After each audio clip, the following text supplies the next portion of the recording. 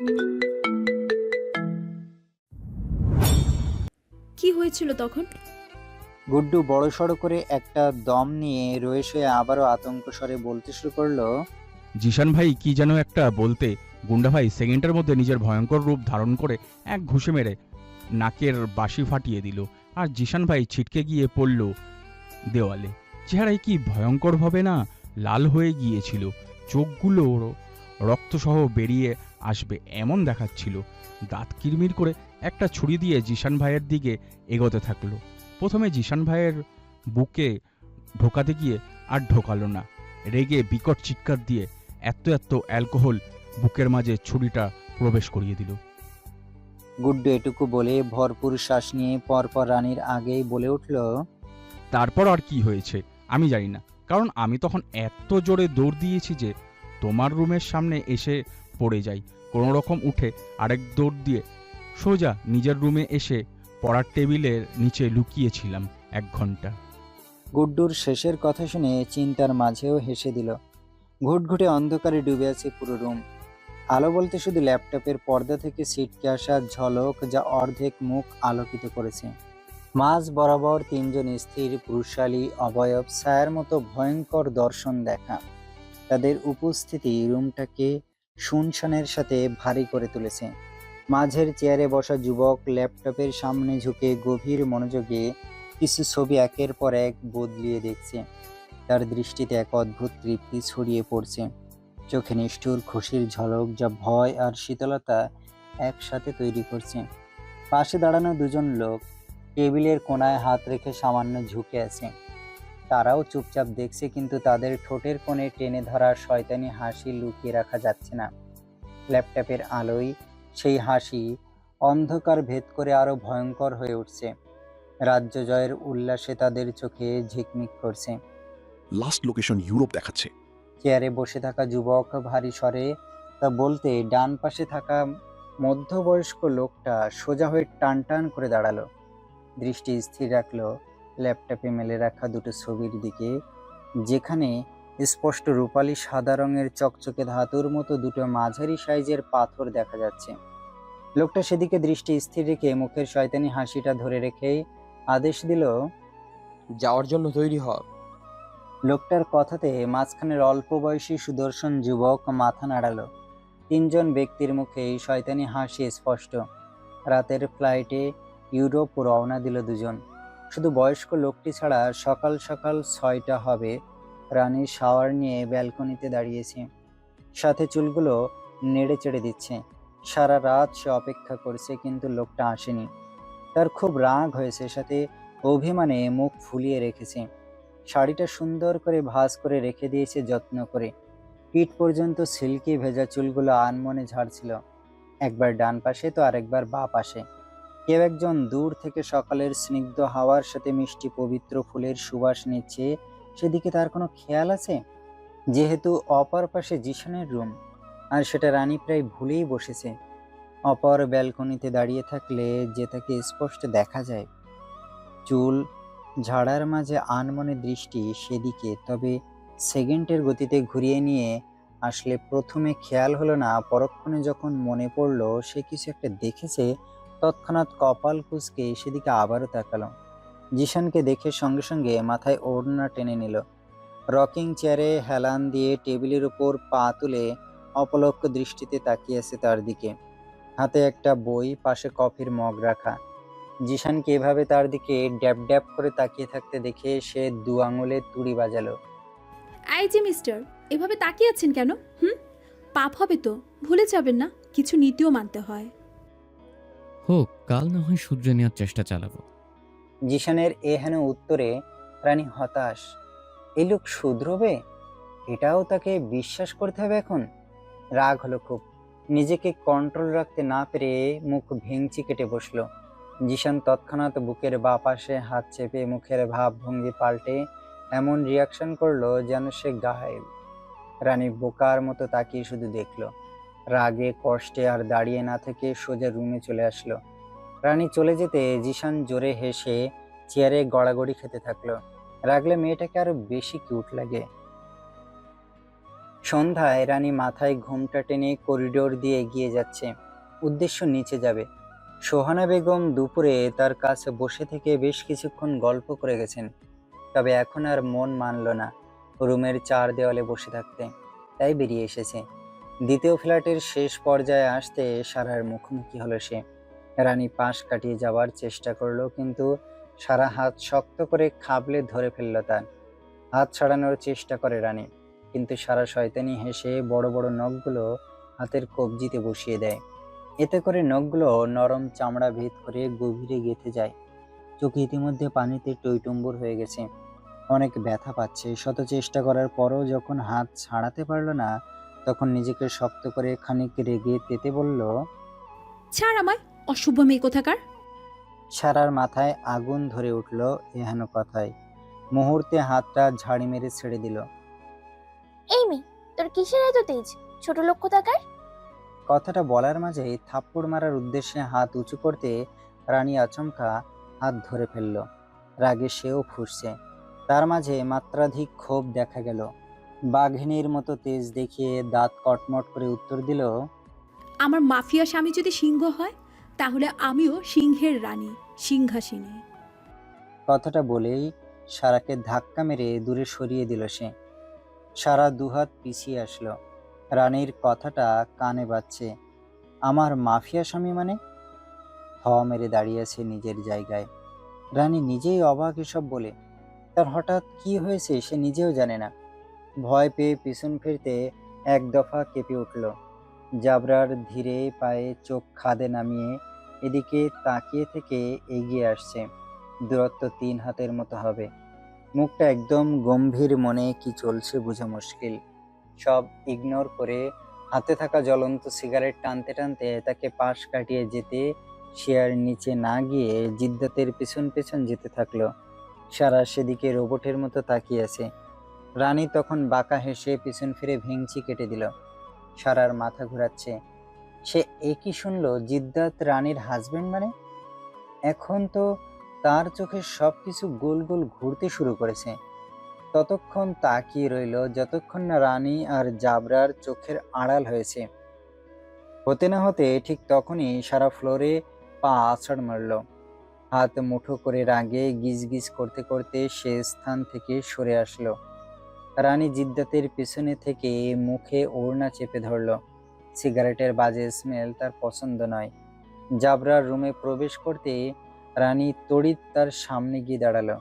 হাসিমাখা মুখ করে গায়ের ব্ল্যাক লেদার জ্যাকেটটা খুলে দিল। যদিও পা উঁচু করে খুলগে হয়েছে, সে তো লোকটার বুকের সমান সমান।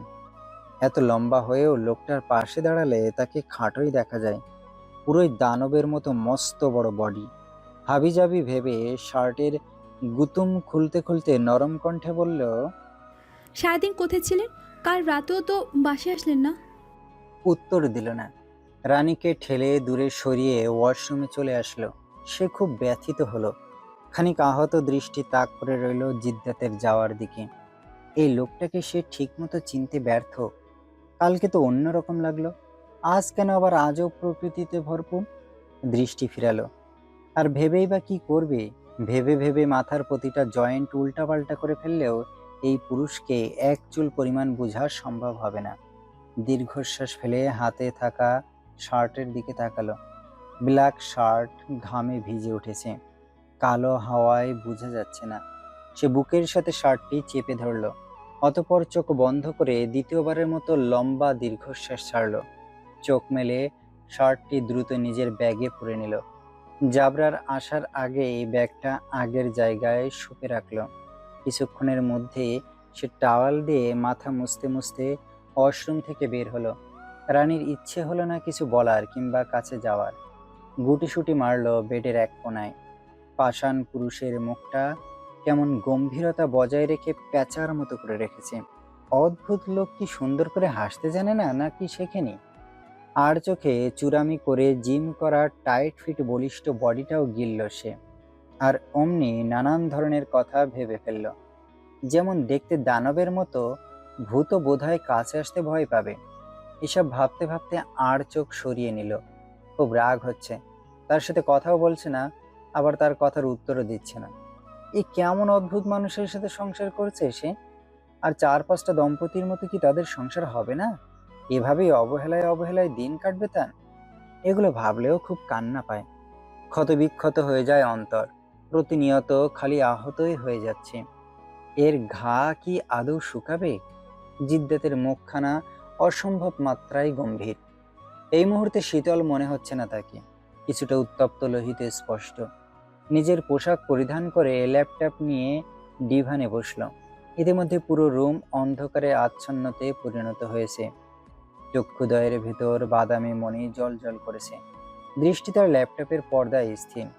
বোতল ভর্তি ওয়াইন পাশে রাখা। নিজের কাজের উপর অটুট থেকে একটু পর পর পানাহার করছে নেশাদৈব। সময় পার হলো তার মতো করে। আরেক দিকে রাত গভীর হচ্ছে। রানী আর নিজের জায়গায় স্থির থাকতে পারল না। ব্যথিত হৃদয় নিয়ে থেমে দাঁড়ালো। দেখতে ইচ্ছে করছে না পাষাণ লোকের এমন আচরণ। গুটি গুটি পায়ে এগিয়ে আসলো ডিভানের কাছে। এক হাতে দূরত্ব রেখে শুকনো ঢোক গিলল। অতপর ভয়ঙ্কর রকমের সাহসের পরিচয় দিয়ে বসলো, তড়িৎ গতিতে জাবরারের কাজে ব্যাঘাত ঘটিয়ে ল্যাপটপ বন্ধ করে। নিজের কাজে আচমকা বাধা সৃষ্টি হতে সে রাগলো, ভয়ঙ্করভাবে রাগলো। যে রাগে তাণ্ডব সৃষ্টি করতে সক্ষম। শিরা উপশিরায় রক্ত টগবগিয়ে উঠল। অন্ধকারে তার হিংস্র মুখশ্রী স্পষ্ট না হলেও আগুনের মতো জ্বলতে থাকা মনি ক্ষণে ক্ষণে প্রকাশ পাইয়ে দিচ্ছে এই মুহূর্তে সে কতটা হিংস্র রূপ ধারণ করেছে। রানীর শরীরে হালকা কম্পন তৈরি হলো। নিখুঁত তীক্ষ্ণ আগুন চোখে তাকিয়ে থাকার সাধ্য এই নারীর কোনো দিনও হয়ে ওঠেনি, আর না হয়ে উঠবে বলে। দৃষ্টি স্থায়ী হলো না। নেতিয়ে থেকে আরেক সাহসিকতার পরিচয় দিয়ে বসল। শক্ত করে হাত ধরে স্বাভাবিক থাকার চেষ্টা করে মৃদু কম্পিত স্বরে বলল, ঘুমাতে আসুন। আপনি কি একটু টায়ার্ড হন না? কতক্ষণ ভালো লাগে এসব? বজ্রপাতের গতিতে বসা অবস্থায় রানী হাত পিছনে নিয়ে শক্ত করে চেপে মুহূর্তে উঠে দাঁড়িয়ে মোচড় দিল। রানী চাপা আর্তনাদ করে উঠল। ছাড়ুন, ভীষণ লাগছে আমার। ছাড়ার বদলে বাঁধন আরো পুক্ত হলো। দ্বিগুণ তীব্র শক্ত করে চেপে মোচড় দিতে রানীর আখিদয়ে পানিতে টইটুম্বুর হয়ে উঠল। এই অসৎ নারী, জিদ্দাতের কাছে ব্যাঘাত ঘটানোর দুঃসাহস কে দিয়েছে? খুব ভালো করে বুঝতে পারলো অসৎ বলার কারণ। চোখে পানি নিয়েও সে হাসলো। তার মোটেও খারাপ লাগছে না, বরং ভালোই করেছে ব্যালকনিতে গিয়ে। এই পাষাণ পুরুষ ভাঙবে, তবুও মস্কাবে না। আজ সেও চুপ থাকবে না। ভরপুর দম নিয়ে জবাব দিল, দুঃসাহস হতে যাবে কেন? সাহেবের খেয়াল তো সাহেবেরাই রাখে। এতে কি এমন ক্ষতি হয়ে গেছে? ঠিকই আবার কাছে আসলে বলবেন আমার পবিত্র অর্ধাঙ্গিনী মন থেকে নয়। জোর করে কেন মুখে অসৎ বলছেন? কথা শেষ হতে না হতেই আগের তুলনায় হাতে তীব্র মোচড় অনুভব করলো। সাথে আবারও মৃদু আর্তনাদ করে উঠল। চোখের পানি এবার গড়ালো বোধ হয়, তবে খুশিতে। জিদ্দাত নিজের সাথে চেপে ধরল শক্ত করে। কানের কাছে মুখ রেখে দাঁত কটমট করে উঠল। সাহসের তারিফ না করলে নয়। স্বীকৃতি দিয়েছে, তাদের কেন বললেন আপনি আমার অর্ধাঙ্গিনী? রানী শব্দ করে হাসলো। তাহলে ডিভোর্স নিয়ে ভয় পেলেন কেন? আমার আগে বলা উচিত ছিল। তবে এখন 100 বার সবাইকে বলে বেড়াবো আমি আপনার স্ত্রী। কি করবেন আপনি? হ্যাঁ? জিদ্দাত উত্তর দিল না। হাত তার পক্ষর হলো। রানী আবারও শব্দ করে হেসে বলল, ওরা আমায় মেরে ফেলবে, তাই তো মেরে ফেলুক। যেটা আপনি শত চেষ্টা করার পরও পারছেন না, সেটা ওরা না হয় করে দেখাবে। এতে তো আপনার খুশি হওয়ার কথা, মাই ডিয়ার স্বামীজান। জিদ্দাত তৎক্ষণাৎ তার মুখ চেপে ধরল। ভুল কিছু বলার দরুন রক্তক্ষরণ হতে থাকা চক্ষু নিয়ে সে আওড়ালো, হিংস্র বাঘের ন্যায় টেনে ছিঁড়ে ফেলবো। আহাম্মক নারী, দ্বিতীয়বার মুখে এগত উচ্চারণ করার সাহস পাবেন না। চোখ খিচে বন্ধ করে নিল। ভয়ে সারা অঙ্গ কাঁপুনি দিয়ে উঠল তার। না ভয় পেলে চলবে না। নিজেকে শক্ত করে মুচকি হাসল।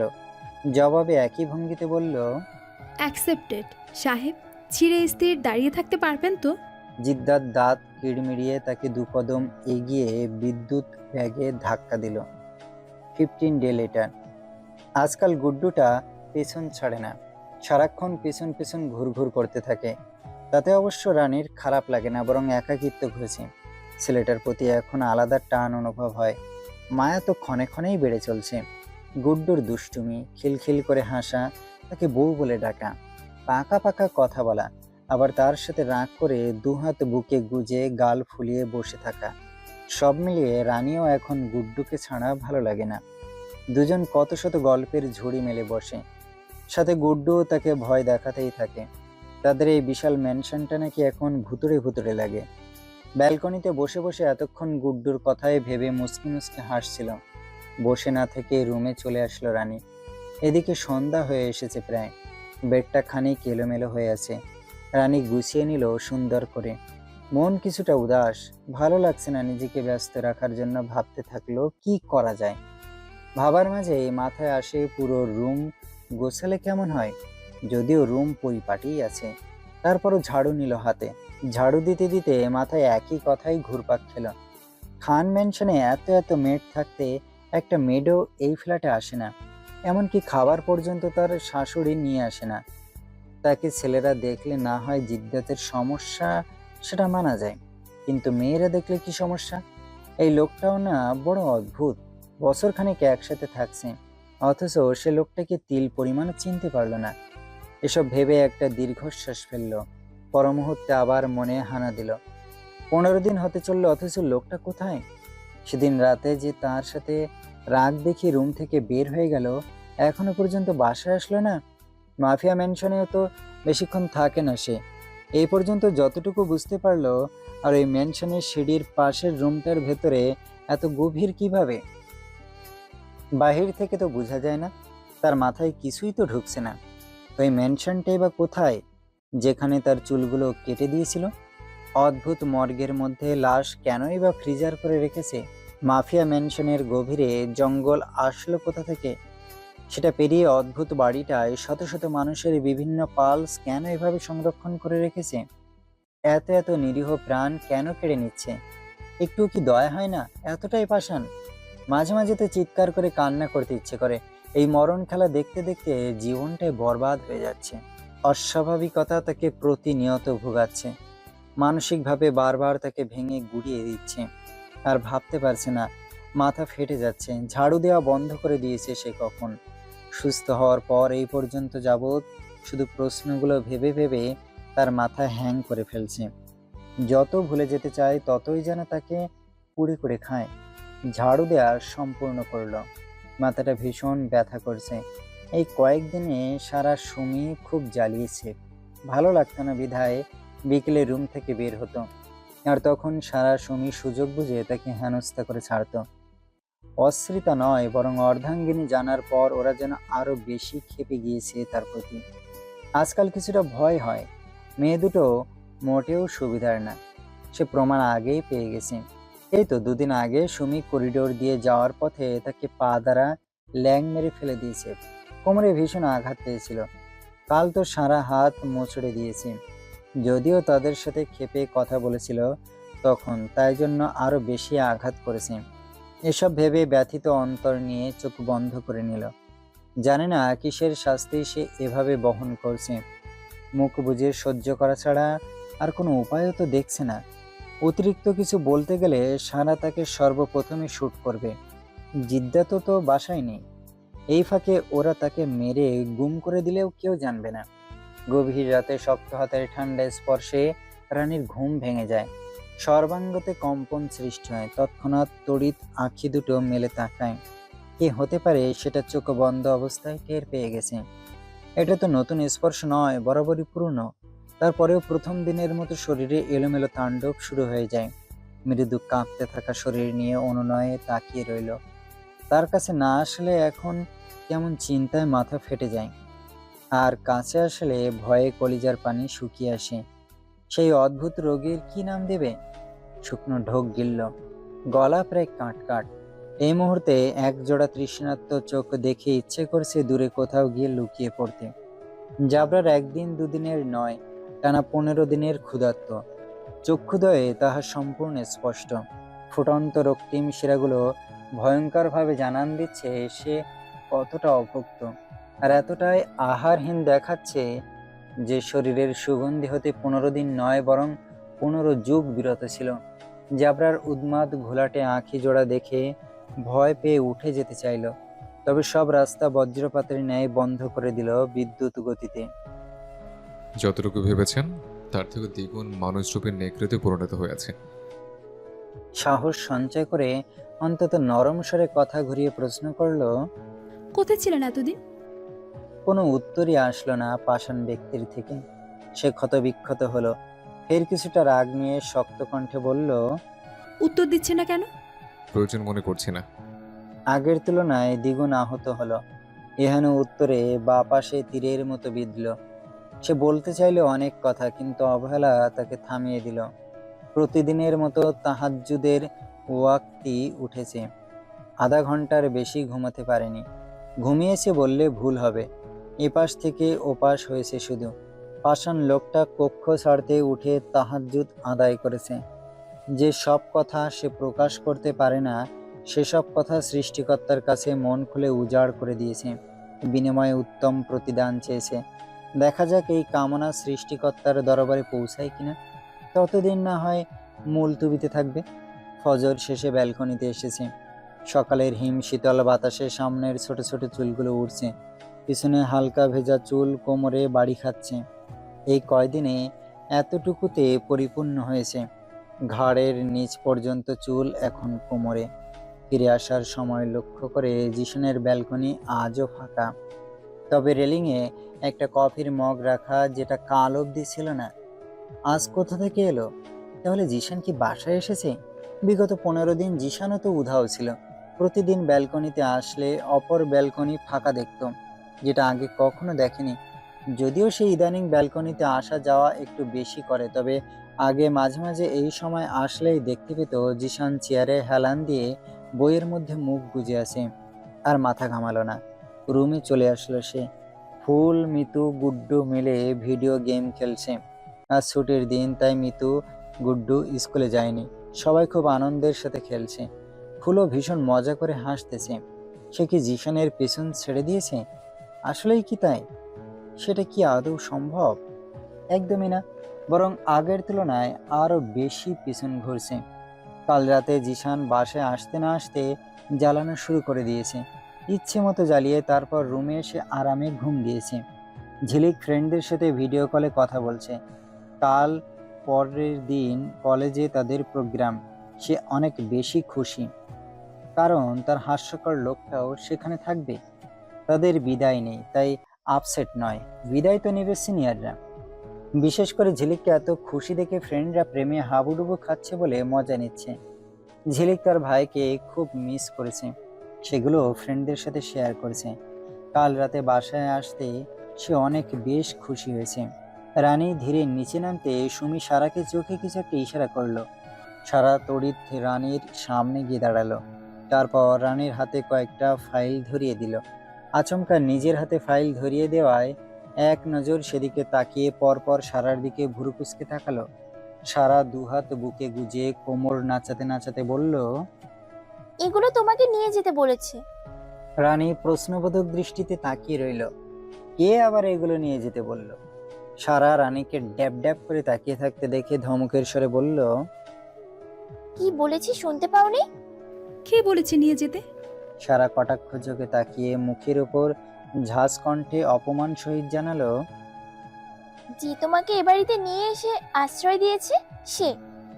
তীরের মতো এপার ওপার ভেদ করলো কথাটা। আখি যুগল পানিতে চিকচিক করে উঠতে নিলে নিজেকে সামলে নিল।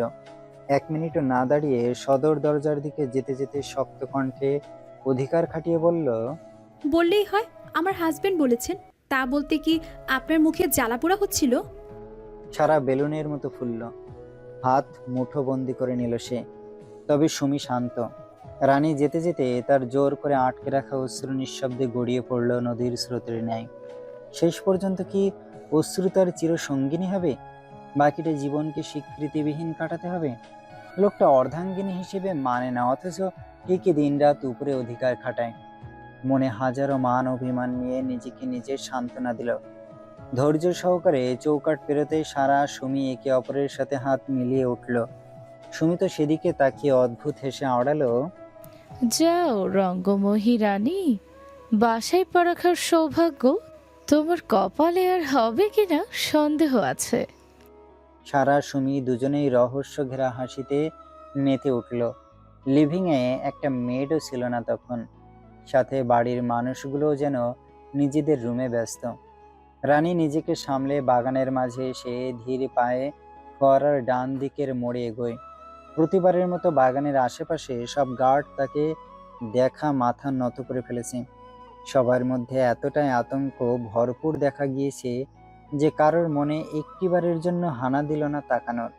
তাদের বস তো এখানে নেই, তাহলে একটাবার তাকাতে সমস্যা কোথায়? না থাকার পরও এই দুঃসাহস কেউই দেখালো না। তাদের বসের চোখ শুধু সামনের দুটো নয়, প্রতিটা কোনায় কোনায় তার চোখ বিচরণ করছে। রানী ফাইলগুলো নিয়ে সুইমিং পুল পেরোতে বেশ চমকায়। এদিকটায় একটা গার্ডও নেই, কিছুটা শুনশান নিস্তব্ধ। গেস্ট হাউসে ঢোকার পর গাটা কেমন ছমছম করে উঠল। কেমন তেলের পুড়া পুড়া চিপচিপে গন্ধ তার নাকে এসে ঠেকলো। তার উপর নিচের তলায় কেউ নেই, পুরো ফাঁকা। গুড্ডু থেকে জানতে পেরেছিল এখানে তার শ্বশুর প্রায় সময় মিটিং করে নানান নামি দামি ব্যক্তিদের সাথে, মাঝে মাঝে নাকি জিদ্দাতও থাকে। রানী প্রথমে নিচে খুঁজলো জিদ্দাতকে, প্রতিটা রুম খোঁজার পরেও পেল না। শেষ একটি রুম বাকি আছে। রানী সেটাই প্রবেশ করতে থমকে দাঁড়ালো। মনে পড়ে গেল পুরনো কিছু বিষময় স্মৃতি। এটাই সে রুম যেখানে প্রথমবারের মতো নিজের সর্বোচ্চ হারিয়েছে। মনে পড়লে আজও কলিজা ছিদ্র হয়ে যায়। তারপরেও পুরনো স্মৃতি মাটি চাপা দিয়ে সব স্বাভাবিকভাবে নিতে চাইছে। দীর্ঘশ্বাস ফেলে রুম থেকে বেরিয়ে আসলো। সব জায়গায় খোঁজার পর না পেয়ে উপরে পা বাড়ালো। সিঁড়ি অতিক্রম করার সময় অনুভব করলো তার মাথাটা হালকা ঘোরাচ্ছে, সাথে অতিরিক্ত দুর্বল লাগছে শরীর। কোনো রকম ধীরে ধীরে উপরে উঠে যেতে কেউ একজন খুব নিখুঁতভাবে পা টিপে টিপে তার পিছন পিছন গেল। রানী বিশাল স্বচ্ছ কাচের দরজা ঠেলে ভেতরে প্রবেশ করলো। সেখানে দ্বিতীয় কোনো রুম নেই, একটা আছে, আর সেটার মধ্যে রানী প্রবেশ করেছে। কিছুটা অফিস রুমের মতো দেখা যাচ্ছে। বিশাল লুকিং গ্লাস দিয়ে মাথা উঁচু করে দাঁড়িয়ে থাকা খান ম্যানশন চোখের সামনে স্পষ্ট। এখান থেকে বাইরের সবকিছু চোখের সামনে দৃশ্যমান হলেও বাহির থেকে ভেতরে দেখা যায় না। সে আসার সময়ও লক্ষ্য করেছে। কতক্ষণ সেদিকে তাকিয়ে থেকে পুরো রুমে নজর বুলিয়ে কাউকে না দেখে সে কৌতূহলে বিড়বিড় করে বলে, এখানে তো কেউ নেই, তাহলে সারা কেন বলল উনি আমাকে ফাইলগুলো নিয়ে আসতে বলেছেন? পর মুহূর্তে মাথায় এত চাপ নিল না। এমনিতে শরীর ভালো লাগছে না। দু কদম এগোলে ফাইলগুলো কনফারেন্স টেবিলের উপর রাখার উদ্দেশ্যে। ঠিক তখনই পেছনে আসা লোকটা দ্রুত গ্লাসের দরজা বাহির থেকে লক করে দিয়ে বজ্রপাতের ন্যায় দৌড়ে নিচে নেমে হাউস থেকে বের হয়ে গেল। 1 সেকেন্ডও ব্যয় করার সময় না দিয়ে পকেট থেকে দেশলাই বের করে লিভিংয়ে ফ্লোরে ছুঁড়ে মারল। সেটা ভেঙে গ্যাস বের হতে মুহূর্তে আগুন রশির মতো ফ্লোরে ছড়িয়ে পড়তে শুরু করলো। আগে থেকে প্ল্যান করে জায়গা মতো পেট্রোল ছড়িয়ে রাখায় আগুন ছড়াতে বেশি সময় লাগেনি। লোকটার কাজ শেষ হতে বাহির থেকে দরজা লক করে সেখান থেকে যান হাতে নিয়ে উধাও হয়ে গেল। রানী ধীরে ধীরে টেবিলের কাছে পৌঁছে ফাইল রাখতে নিলে ফ্লোরে তরল কিছুর জন্য পা পিছলে পড়ে যায়।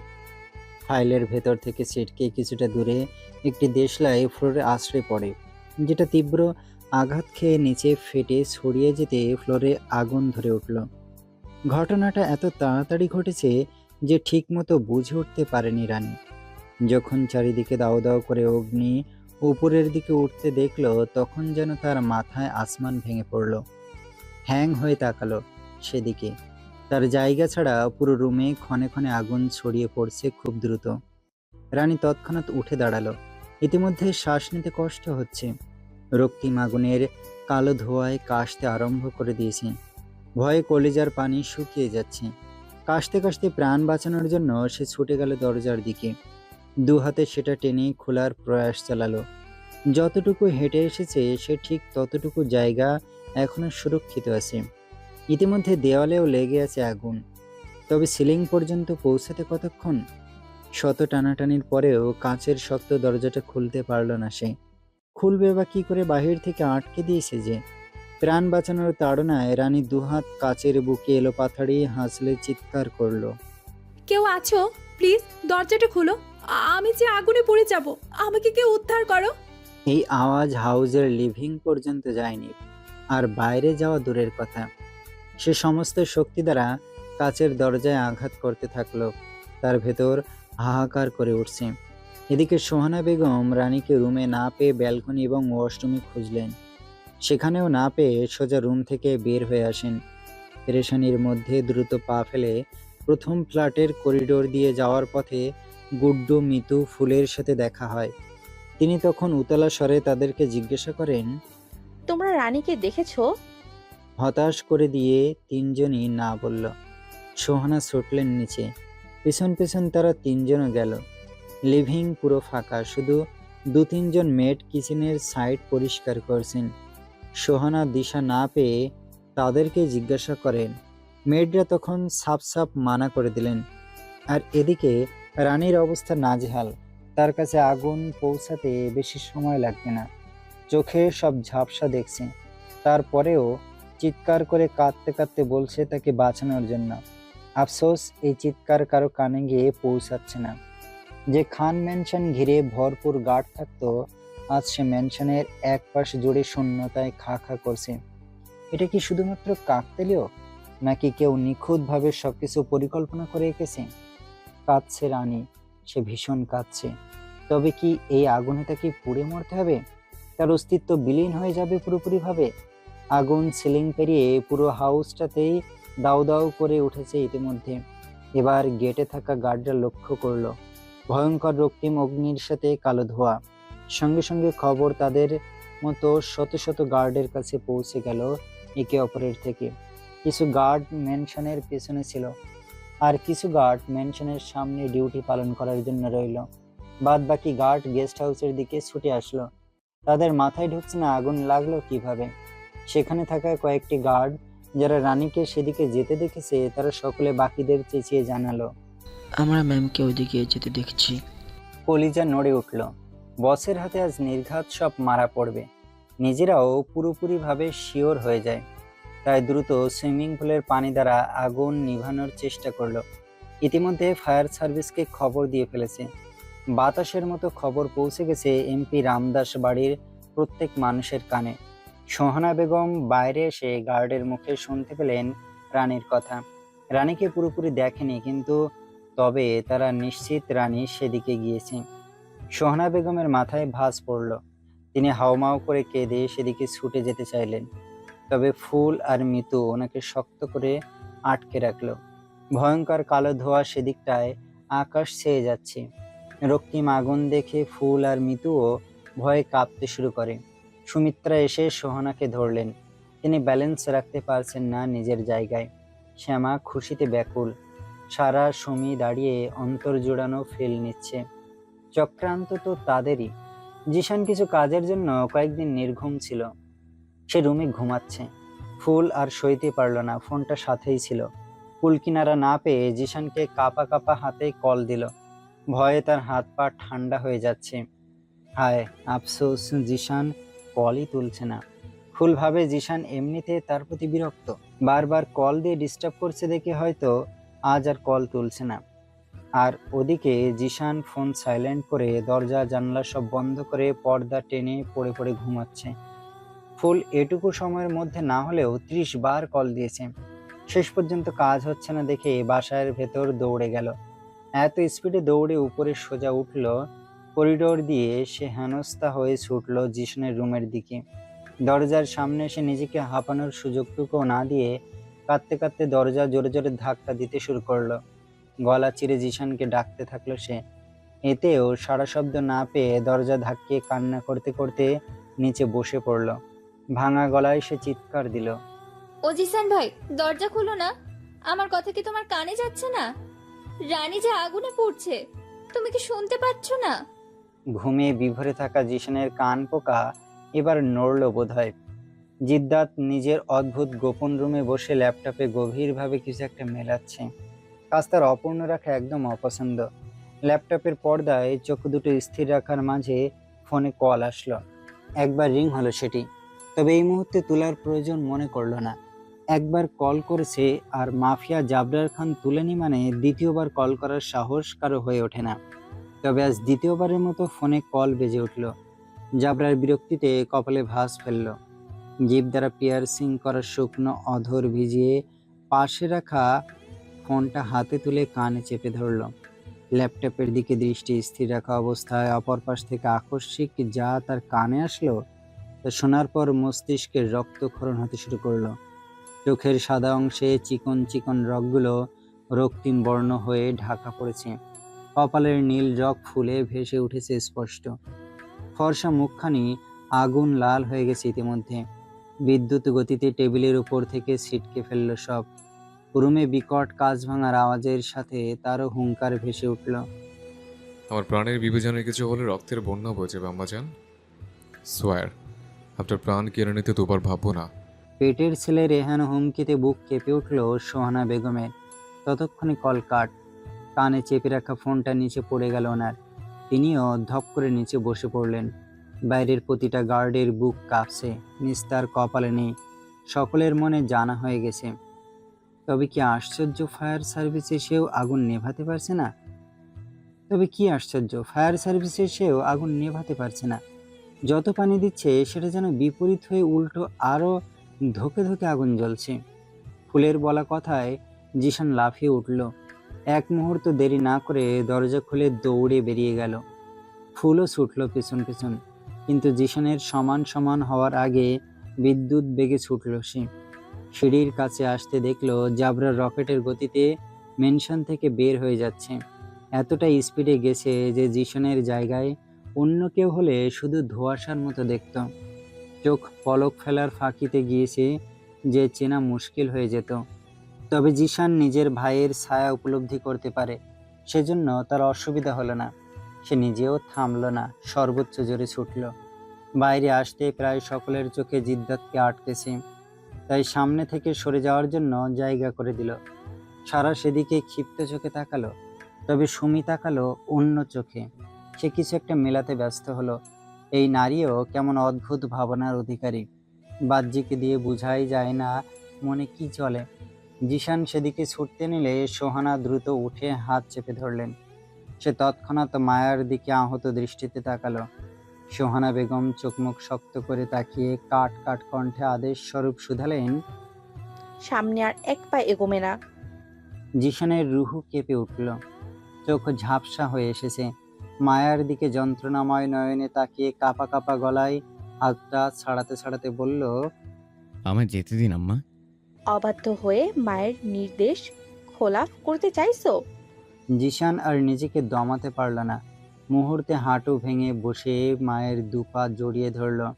হাহাকারে চোখ থেকে অশ্রু বিরহের বাঁধ ভেঙে ঝরছে। সবশেষে একজন পুরুষ কাঁদছে, আটকাতে পারল না ভেতরকার দহন। উপড়ে ফেলে দিল চিৎকার করে। আম্মাজান এতটা নির্দয় হবেন না, আপনি তো ততটাও পাষাণ নন। আমার ভালোবাসা পুড়ে যাচ্ছে, পবিত্র ফুল ঝরে পড়ছে। সোহানা যেটা ভেবেছিলেন সেটাই হলো। একজনেতে দুজনকেই হারিয়ে ফেলেছেন তিনি। এক সন্তান মায়ের আদেশ অনুমতিবিহীন ভঙ্গ করতে মঞ্জুর, অপর সন্তান তো নির্দ্বিধায় মেরে ফেলতেও মকবুল। হ্যাঁ, এটাকেই বলে পার্থক্য। তবে তিনি একটু পাষাণ হলেন। একজন তো গিয়েছেই, তাই শক্ত কণ্ঠে প্রত্যাখ্যান করলেন, যেতে হলে আমাকে মেরে তারপর যাবে। আসমান ফেটে পড়ল জিশানের মাথায়। জিদ্দাত দরজার সামনে এসে গান দ্বারা লকে শুট করে ভেঙে ভেতরে তাকালো। আগুন দাউ দাউ করে উঠছে চারপাশ। ইতিমধ্যে সবকিছু খসে পড়ছে। তৎক্ষণাৎ তার পা ছুটে তুফানের গতিতে। আগুন তাকে স্পর্শ করতে পারছে না, এতটাই গতি নিয়ে উপরের দিকে ছুটছে। সব ভুলে, সকল বাধা অতিক্রম করে নিজের প্রাণের পরোয়া করল না। সে প্রায় উন্মাদ। চোখে কিছু একটা স্পষ্ট। তবে কি মাফিয়া জাবরার খান জিদ্দাত আজ ভয় পাচ্ছে? তার চেহারায় সেটা একদম মানাবে বলে মনে হয় না। সেটা পুরোপুরিভাবে দেখা না গেলেও খানিক ঝাপসায় তো বোঝা যাচ্ছে তার চোখ দুটোর ব্যাকুলতায়। প্রকাশ সেটা কি আদৌ হবে? ঠিক এসে থামলো কয়েক সেকেন্ডের জন্য কাচের তৈরি করা মজবুত আধুনিক দরজার সামনে। শক্ত বাহু দিয়ে সে দরজায় 3 বার ধাক্কা দিতে উদ্ধৃত হওয়া কাচ ঝরে পড়ল। ভেতরে দগ্ধ আগুনে কিছুই দেখা যাচ্ছে না। মারাত্মক নিখুঁত দৃষ্টি তাক করল। পুরো অগ্নিগিরিতে কয়েক সেকেন্ড নজর বুলালো এবং তার দৃষ্টি আটকালো সামনের দিকে কিছুটা গভীরে। দরজা থেকে জিদ্দাত সামনে এগিয়ে যেতে কনফারেন্স টেবিলের নিচে বসে থাকা রানীর মুখে হাসি ফুটে উঠল। তবে সেটা বেশিক্ষণ দীর্ঘস্থায়ী হলো না। মিনিট খানেকে মিলিয়ে গেল। তার শ্বাস প্রায় বন্ধ হওয়ার পথে, তবে ভয়টা কমলো বলে। যে লোকটাকে দেখার মাত্রই তার কাঁপাকাঁপি শুরু হয়ে যেত, সে লোকটাকে দেখে আজ প্রাণ ফিরে পাওয়ার আশা জাগছে। যখন মনে পড়ল প্রবেশ করার রাস্তা সহজ হলেও বের হবার রাস্তা বড্ড কঠিন, তখন আক্ষেপে অন্তর খা খা করে উঠল। বের হতে গেলে যে পুড়ে ছারখার হতে হবে। তার গায়ে ওড়নাটা কিছুটা দূরে জ্বলে ছাই হয়ে গেছে। ওড়নার কোনায় আগুন লেগে যেতে সেটাকে ছুঁড়ে ফেলে নিজেকে রক্ষার আশায় টেবিলের নিচে আশ্রয় নিয়েছে। বাকি জায়গা ইতিমধ্যে শেষ, শুধু টেবিলের নিচটাই অক্ষত আছে। হয়তো সেখানে পেট্রোল ঢালা হয়নি, তবে আশেপাশের আগুনের দাপটে সেই জায়গাটা মনে হয় না বেশিক্ষণ রেহাই পাবে বলে। সব শেষে শক্তি প্রয়োগ করে টেবিলটা ফেলে দিল সে। যদিও সেটা আগে থেকে হেলেছিল, তাই সুবিধা হয়েছে ফেলতে। তার সামনে জিদ্দাত এসে দাঁড়াতে ছটফট করে উঠে দাঁড়ালো। নিজ ইচ্ছেতে আগে থেকে পাতা প্রশস্ত বুকে ঝাঁপিয়ে পড়ল অসহায় নারী। শক্ত করে জড়িয়ে যতটুকু দম ছিল সব একসঙ্গে প্রয়োগ করে হাউমাউ করে উঠল। ভেঙে টুকরো টুকরো হয়ে যাওয়া গলা নিয়ে আটকে আটকে বলল, আমি এই নিষ্ঠুর অগ্নিতে পড়ে যেতে চাই না, আর না আপনাকে অগ্নিতে ছারখার হতে দিতে চাই। কেন আসলেন? জিদ্দাত চোখ বন্ধ করে দুহাতে শক্ত করে রানীকে নিজের বুকের মাঝে আবদ্ধ করে নিল। রানীও শক্ত করে ধরে রেখেছে জাবরারকে। সে ছাড়তে নারাজ। নোনা জলে স্বামীর বক্ষ ভেসে যাচ্ছে। রানী থামার নয়, কেন যেন মনে হচ্ছে এটাই অন্তিম অশ্রু ঝরানোর মুহূর্ত। জিদ্দাত কয়েক সেকেন্ড পার হতেই চক্ষুদয় মেলে তাকালো। তাদের শরীর তাপ ক্রমশ গরম হয়ে যাচ্ছে। এইটুকু তাপই সহ্য করার মতো না। রানী চাতক পাখির ন্যায় ছটফট শুরু করে দিয়েছে। জিদ্দাত তাকে টেনে সোজা করে দু হাতে গাল আগলে ধরল। উন্মাদের মতো শিকারে পুড়ে যাওয়া অধর উষ্ঠ দ্বারা শব্দ করে একের পর এক পরশ ছুঁয়ে দিল সারা মুখে। রানী দু হাতে সাইডের শার্ট খামছে ধরল। চোখ দিয়ে অনবরত জল বেয়ে পড়ছে, আর সে জল তার স্বামী নিচে পড়তে না দিয়ে নিজেই পানহার করে নিচ্ছে। রানী ডুকরে উঠল। জিদ্দাত রানীর কপালের সাথে কপাল ঠেকিয়ে নীল মণিযুক্ত চোখে বাদানি মণি তাক করল। তাদের নাকের সাথে নাক স্পর্শ হলো, অধরের সাথে অধর। সে তাচ্ছিল্য হেসে হিস হিসিয়ে বলল, নিষ্পাপ জীবনের শুরুটা যেমন পাপিষ্ঠের পক্ষে রেখে হয়েছিল, ঠিক তেমনি শেষটা না হয় পাপিষ্ঠের পক্ষে রেখেই হবে।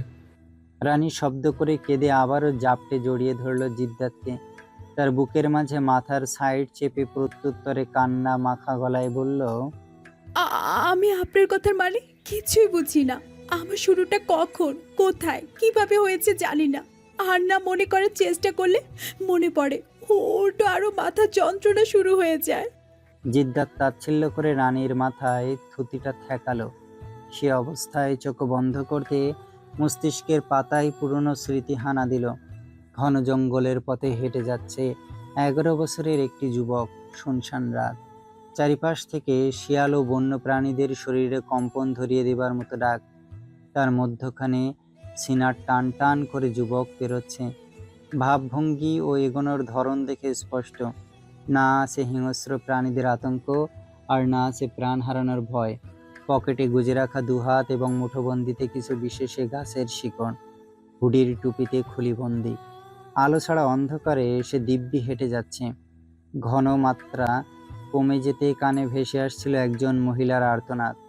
সে শ্রবণ করতে পারলে উপেক্ষা করে তার মতো এগোলো, কারণ সে বরাবরই নির্দয়। নিজেরটা ছাড়া কিছুই বোঝে না। 11তে পা রেখেও নিজের ডিসিশন নিজেই নিতে পছন্দ করে। তার মন যেটা সায় দিচ্ছে সেটাই সে করে যাচ্ছে, আর যেটা দিচ্ছে না সেটা করছে না। একান্তই তার ব্যাপার। গা ছাড়া ভাব নিয়ে সে স্থান ত্যাগ করার উদ্দেশ্য 3-4 কদম এগোতে তীব্র চিৎকার ভেসে আসলো। চলমান পা থামল তার। একবার ঘাড় বাঁকিয়ে পশ্চিম দিগন্তে তাকালো তীক্ষ্ণ দৃষ্টি তাক করে। বটবৃক্ষের নিচে ছোট কুড়ে ঘর থেকে ভেসে আসছে আর্তনাদ। মহিলাটা বোধহয় যুদ্ধ করছে কিছু একটার সাথে। তারপরেও কচি যুবক দৃষ্টি ফিরিয়ে ইগনোর করে বিরক্ত ভঙ্গিতে রওনা দিল। বেশ খানিক এগিয়ে যাওয়ার পর মহিলাটার বুক চিরে আসা চিৎকারে ঘন জঙ্গলে জন্মালো এলোমেলো ঝড়। মুহূর্তে আকাশ ফেটে বেরিয়ে আসলো গর্জন। যুবক তুমুল বৃষ্টি ঝড় বাদল দিয়ে নিজের গন্তব্যে পা বাড়াতে চাইল, তবে অদৃশ্য মায়াজাল তাকে চারদিক থেকে চেপে ধরল। এগোতে পারল না আর এক পা। কাক ভেজা শরীর নিয়ে না চাইতেও সে ঘরের দিকে এগিয়ে গেল। বাঁশ দিয়ে বানানো দরজা ঠেলে ভেতরে প্রবেশ করলো। মহিলাটার আর্তনাদ কানে স্পষ্ট ভেসে আসছে। অন্ধকারে ঘরের কিছু স্পষ্ট নয়।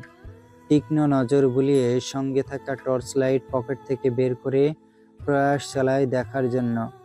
পশ্চিম দিকে গিয়ে নজর আটকালো তার।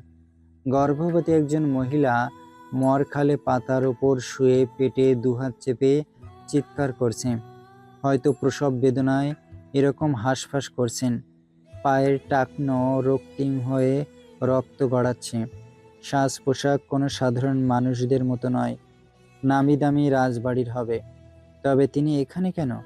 পালিয়ে এসেছেন বোধহয়। মহিলার বয়স খুব বেশি নয়, দেখে মনে হচ্ছে প্রথম সন্তান। যুবক ভাবলো চলে যাবে। চুলের পানি ঝেড়ে দুহাতে পিছনে ঠেলে বের হতে নিয়ে মহিলা বিকট চিৎকার দিলেন। সে চিৎকারের সাথে আসমানও ডেকে উঠল। শুধু এখানেই থেমে নেই, মায়ের গর্জনের সাথে নতুন একজনেরও চিৎকার ভেসে আসলো কানে। থেমে গেল যুবকের চলন্ত পা, থমকে গেল তার মস্তিষ্ক। শরীর লোমগুলো ঝাঁকে ঝাঁকে দাঁড়িয়ে গেছে। সময়টা কিছুক্ষণের জন্য থেমে রইল। একটি বাচ্চার কান্নার আওয়াজ শুনে হৃৎপিণ্ড কেঁপে উঠেছে যুবকের। কানে বাজছে ভিন্ন ধরনের মিষ্টি স্বর। বের হতে পারল না। দ্রুত ফিরে ছুটল মহিলার কাছে। রুমাল ছিল তার পকেটে, সেটা বের করে নিল। উন্মাদত্বের পরিচয় সেদিন প্রথমবারের মতো দিয়েছিল, চুমুকের ন্যায় টানছিল তাকে। পাশে বিশাল একটি চিঠি খাম চোখে পড়ল। সে সেটাকে নিয়ে আপাতত না ভেবে রেশম কাপড় ধরে চোখ বন্ধ করে হাঁটু পর্যন্ত তুলে দিল। ছোট প্রাণটাকে অনুভব করতে পারছে চোখ বন্ধ অবস্থায়ও। মহিলাটার গায়ে ছোঁয়াবিহীন ছোট প্রাণ স্পর্শ করে অদ্ভুত এক অনুভূতি ধাক্কা মারল নির্দয় হৃদয়ে। সে দ্রুত টেনে কোলে তুলে নিল। নবজাত শিশুর মাথা গিয়ে ঠেকল যুবকের বক্ষের বাঁ পাশে, ঠিক হার্টের বরাবর মিশতে। বাচ্চাটার কান্না আচমকা থেমে গেল। শান্ত হয়ে রইল রক্তমাখা রুমালে পেঁচানো শরীরটা। আকাশ ততক্ষণে পরিষ্কার হয়ে গেছে। ঝড় বৃষ্টি থেমে জ্যোৎস্নায় পরিণত হয়েছে চারপাশ। যুবক কচি মুখের দিকে না তাকিয়ে বাচ্চাটার কানের কাছে মুখ নিয়ে গুনগুন করে লম্বা সময় নিয়ে কিছু একটা বলল। তাতে নবজাত শিশু মুচকে হাসল। চাঁদের আলোয় সব স্পষ্ট। আকস্মিক মুহূর্তটায় জ্যোৎস্না অতিরিক্ত উজ্জ্বল হয়ে ধসে ধসে পড়ছে। কান থেকে মুখ তুলে বাচ্চাটার দিকে তাকাতে সদ্য জন্ম নেওয়া শিশুর টিপ টিপ করতে থাকা নিষ্পাপ চাহনি তার বুকের বাঁ পাশে এলোমেলো তাণ্ডব সৃষ্টি করল। আজ যেন নতুন এক কাহিনীর আবির্ভাব ঘটল। তার কখনোই এমন ফিল হয়নি। তীক্ষ্ণ দৃষ্টিতে তাকিয়ে রইল অপলক। বুকের বাঁ পাশে যন্ত্রণা শিরশিরিয়ে উপরে উঠছে, তবুও দৃষ্টি ফিরালো না। চোখের দিকে দৃষ্টি স্থির রেখে সে আওড়ালো, চোখ দুটি যে শান্ত সমুদ্র, অথচ আমার ভেতর উত্তাল ঝড়। বড়ই অদ্ভুত। বাচ্চাটার টিপ টিপ করা নজর সরে গেল। তাকিয়ে থাকা মুশকিল। এ কি আশ্চর্য! সবে জন্ম নেওয়া শিশুটাও আগুনের মতো তীক্ষ্ণ দৃষ্টি নিতে পারল না। জ্বলে যাওয়ার ভয় পাচ্ছে। চোখ বন্ধ করে বাচ্চাটি চুপ করে রইল। মাসুম চেহারায় স্পষ্ট মায়া। চুম্বকের মতো টানল তাকে। নিজেকে সংযত না রাখতে পেরে কচি অধরে 11 বছরের পরিপূর্ণ ঠাসা অধর ছুঁয়ে দিল। বেবিটা প্রথমবারের মতো ঠান্ডা স্পর্শ পেয়ে কেঁপে উঠল। জিদ্দাত স্মৃতির পাতা থেকে বেরিয়ে আসলো রানীর চিৎকারে। কারণ জিদ্দাতের গায়ে আগুন লেগে গিয়েছে। পায়ে তার আগুন ধরেছে, সুচ গলে পড়ছে। বের হবার যে কোনো রাস্তা নেই। চারপাশে কালো অগ্নি বিরাজ করছে। সে তৎক্ষণাৎ রানীকে উঁচু করে ধরল। তবে তীব্র তাপে রানীর শরীরও জ্বলছে না। সে ভয়ে হাউমাউ করে জিদ্দাতের দুগালে হাত রেখে বলল, পুড়ে যাচ্ছি তো, আমরা বুকে তীব্র যন্ত্রণা হচ্ছে। আপনার শরীর পুড়ে যাচ্ছে, আমার স্বামী পুড়ে যাচ্ছে, তাতে আমার অন্তর জ্বলে যাচ্ছে। জিদ্দাত শান্ত নয়নে তাকিয়ে রইল বিবির মুখপানে। তার পায়ের চামড়া পুড়ে রক্তাক্ত হলো, হুডির পিছনে লেগেছে আগুন, পিঠে আস্তর জ্বলে যাচ্ছে। তার জায়গায় অন্য কেউ হলে লাফিয়ে এদিক থেকে ওদিক গিয়ে আগুন নিভানোর চেষ্টা করত। রানীর শরীরেরও আগুন লেগে যাবে এমন তালে আছে। সে তৎক্ষণাৎ চিৎকার দিয়ে জাবরারের বুকে মাথা চেপে ধরল। হাউমাউ করে ফের পাগলের মতো বলল, আমি আমি আপনাকে ভালোবাসি। I really love you Jabrar, I really love you. মৃত্যুর আগে একটা বার আমাকে ভালোবাসি বলুন না প্লিজ, না হলে যে আমার আত্মা শান্তি পাবে না। জাবরারের চোখে কিছু একটা চিকচিক করলো, মস্তিষ্ক বরফ জমেছে। সে হ্যাং হয়ে রইল। আজ মাফিয়া জাবরার খান দুর্বল। প্রথমবারের মতো তার কাপা স্বর ভেসে আসলো। I lost to Angeshwari, but really.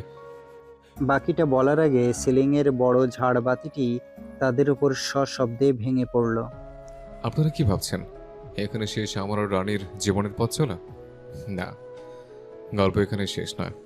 অপেক্ষা করুন, খুব শীঘ্রই আমার আর রানীর ভালোবাসার নতুনভাবে আগমন হবে, যেখানে আমি রানীকে সত্যি ভালোবাসি কিনা, আমি রানীর সাথে এরকম বিহেভ কেন করি, আমার পরিবারকে না বলা কথাটা কি, সব জানতে পারবেন। রানী তো নিজের ভালোবাসার প্রকাশ করেছে, কিন্তু আমি এখনো রানীকে ভালোবাসার কথা প্রকাশ করিনি। রানীকে ভালোবাসার কথা প্রকাশ না করার একটা কারণ অবশ্যই আছে, তার জন্য একটু অপেক্ষা করুন। কথা আছে না, অপেক্ষার ফল সবসময় মিষ্টি হয়। সেরকম আমার আর রানীর ভালোবাসার মধ্যে সুন্দর একটা পথ চলা বাকি রয়েছে। অবশ্য আমাকে রানীকে ঘিরে আরো অনেক রহস্য বাকি আছে, সেগুলো জানতে হলে আপনাদের আমাদের সাথে থাকতে হবে এবং অপেক্ষা করতে হবে দ্বিতীয় সিজন আসা পর্যন্ত। সবশেষে এটাই বলবো, দয়া করে সবাই অপেক্ষা করুন যতক্ষণ না সিজন 2 আসছে।